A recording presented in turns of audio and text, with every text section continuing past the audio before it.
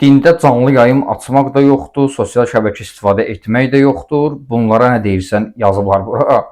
Yəni dindar TikTok işlədə bilməz, Instagram işlədə bilməz, YouTube-a girə bilməz, sosial şəbəkə istifadə edə bilməz. Neynəməlidir dindar? Gəlib dağda, adada yaşamalıdır. Bu nə düşüncədir? Yəni belə düşüncədə olan insanlara Allah nə bilim islah eləsin deyim, hidayət eləsin deyim. Dindar canlı yayım niyə açmaz ki? Yəni dindarın adi bir insanla fərqi nədir ki? Adi insanın da iki ayağı var, dindarın da iki ayağı var, iki qolu var.